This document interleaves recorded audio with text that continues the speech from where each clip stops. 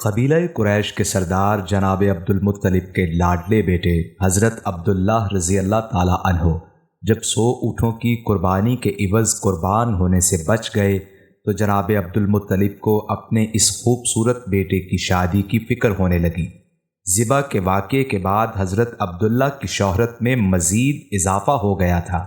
مکہ مکرمہ کی بہت سی نوجوان خوبصورت لڑکیوں اور عورتوں نے آپ کے حسن و جمال اور آپ میں نور محمدی صلی اللہ علیہ وآلہ وسلم کی جھلک سے متاثر ہو کر آپ سے شادی کی خواہش ظاہر کی، حتیٰ کہ بعض نے بڑی دولت کی بھی پیشکش کی۔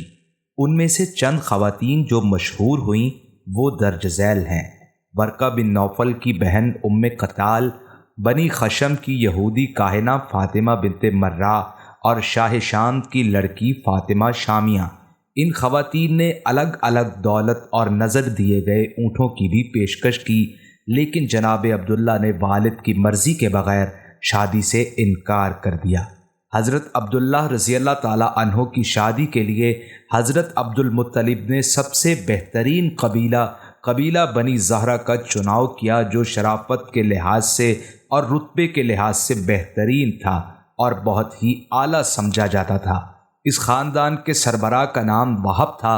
وہب اپنے حسب نسب، خاندان کی سربراہی اور سرداری کے علاوہ شرافت و دیانت اور اعلیٰ اخلاق و کردار کے لحاظ سے بھی بہت معروف تھے اور معاشرے میں ان کی بڑی قدر و منزلت تھی۔ وہب کی ایک نہایت چہیتی اور لاڈلی بیٹی تھی جو کہ عصمت و عفت اور شرافت و نجابت میں اپنی مثال آپ تھی، اور اسی لیے خاندان میں اس کا منفرد اور ممتاز مقام تھا۔ اس لاڈلی بیٹی کا نام تھا آمنہ۔ آپ اپنے قبیلے میں سیرت النساء کے نام سے مشہور تھی۔ عبد المطلب کی نظر میں اپنے لخت جگر جناب عبداللہ کے لیے قبیلہ قریش کی بہت سی خاندانی لڑکیاں تھیں، لیکن ان کی یہ دلی خواہش تھی کہ جناب عبداللہ کا رشتہ وہب کی بیٹی آمنہ کے ساتھ طے ہو۔ چنانچہ یہی تمنا دل میں لیے ہوئے ایک روز وہ وہب کے گھر پہنچے، مدعا بیان کیا، اپنے بیٹے عبداللہ کے لیے جناب آمنہ کا رشتہ مانگا، جسے وہب نے بخوشی قبول کر لیا، اور ایک خوبصورت مجلس میں حضرت عبداللہ بن عبد المطلب کا نکاح سیدہ آمنہ سلام اللہ علیہا سے پڑھایا گیا، اور یوں ہمارے پیارے نبی صلی اللہ علیہ وآلہ وسلم کے گرامی قدر والدین رشتہ زوجیت میں منسلک ہو گئے۔ خود جناب عبد المطلب کا نکاح وہیب بن عبد مناف کی بیٹی جن کا نام حالہ تھا ان سے ہوا تھا۔ یہ سیدہ آمنہ کی چچا زاد بہن تھیں۔ حضرت حمزہ رضی اللہ تعالی عنہ جو آپ صلی اللہ علیہ وآلہ وسلم کے چچا تھے، جناب حالہ کے بطن سے ہی تھے۔ حضرت حمزہ رضی اللہ تعالی عنہ سے آپ صلی اللہ علیہ وآلہ وسلم کے 2 رشتے لگتے ہیں، ایک رشتہ چچا کا اور دوسرا رضائی بھائی کا۔ ابن سعد طبقات الکبریٰ کی روایت میں آتا ہے، جس کا مفہوم ہے کہ جناب عبد المطلب جب اپنے فرزند عبداللہ کو بیوی آمنہ کے ساتھ نکاح کے لیے لے کر جا رہے تھے تو راستے میں ان کو ایک یہودیہ عورت ملی جس کا نام فاطمہ بنت مرہ تھا۔ فاطمہ تورات اور انجیل وغیرہ کا علم رکھنے والی تھیں۔ جب یہ حضرات راستے میں سے گزرے تو حضرت عبداللہ کے چہرے پر ایک ایسا نور تھا کہ اس عورت نے حضرت عبداللہ کو اپنے پاس بلایا اور کہا کہ اگر تم میرے ساتھ ایک رات گزار لو تو میں تمہیں 100 اونٹ نظر کروں گی۔ حضرت عبداللہ ایک شریف النفس انسان تھے، ان سے تو بالکل بھی یہ چیز برداشت نہیں ہوئی کہ وہ کسی حرام کام میں مبتلا ہوں، تو انہوں نے اس عورت کی بات نہیں مانی اور چلے گئے۔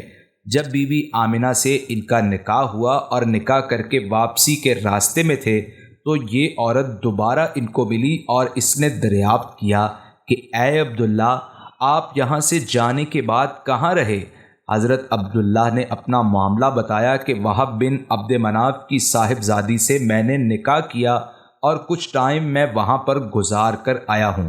تو اس یہودی عورت نے یہ سن کر کہا کہ واللہ میں کوئی بدکار عورت نہیں ہوں، کہیں آپ یہ نہیں سمجھنا کہ میں نے جو آپ کو اس وقت بلایا تھا وہ کسی بدکاری کے کام کے لیے بلایا تھا، نہیں، بلکہ میں نے آپ کے چہرے پر ایک نور دیکھا تھا اور میں یہ چاہتی تھی کہ یہ نور مجھے مل جائے، لیکن کیونکہ اب تو آپ نے ایک عورت سے شادی کر لی ہے تو اب وہ نور میرے نصیب کا نہیں ہے، وہ نور تو سیدہ آمنہ کے نصیب کا ہے۔ حضرت عبداللہ بن عباس رضی اللہ تعالیٰ عنہ سے روایت ہے، جس رات نور محمدی صلی اللہ علیہ وآلہ وسلم حضرت عبداللہ سے حضرت آمنہ کے سپرد ہوا، اس کی تمام کاہنوں کو اطلاع ہوئی اور وہ ایک دوسرے سے مشورے کرنے لگے۔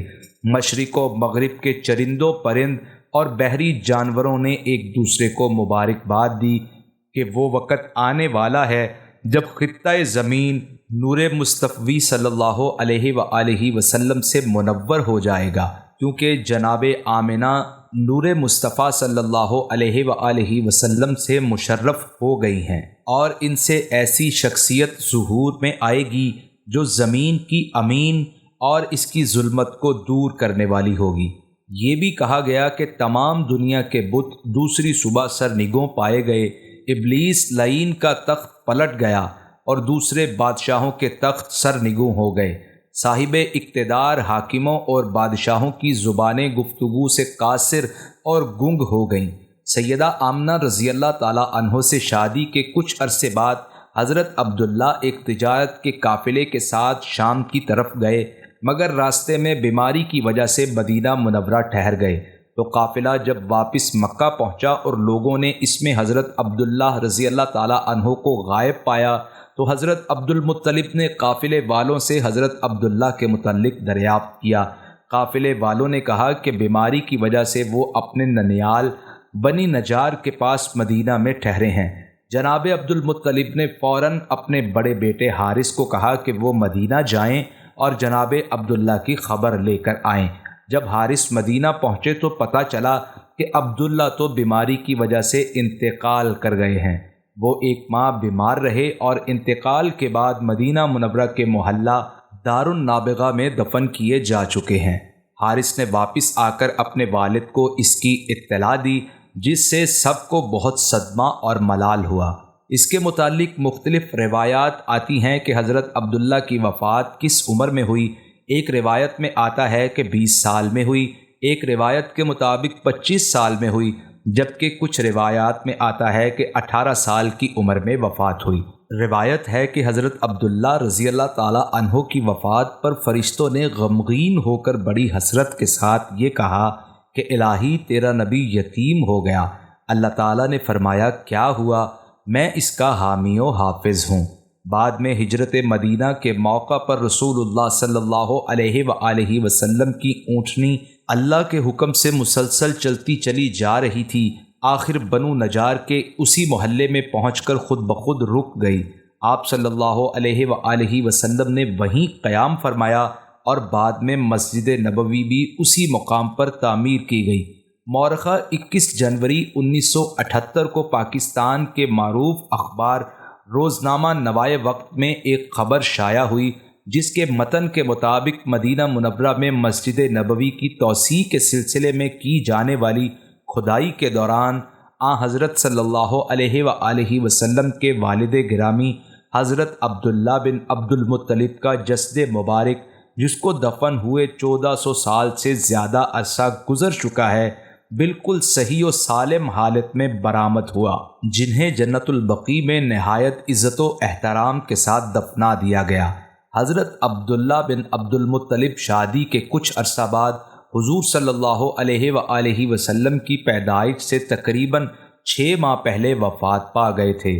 ان کے بعد آپ صلی اللہ علیہ وآلہ وسلم اپنی والدہ حضرت آمنہ سلام اللہ علیہا کے زیر پرورش رہے۔ حضرت آمنہ مکہ اور مدینہ کے درمیان ایک سفر کے دوران ابوا کے مقام پر وفات پا گئیں۔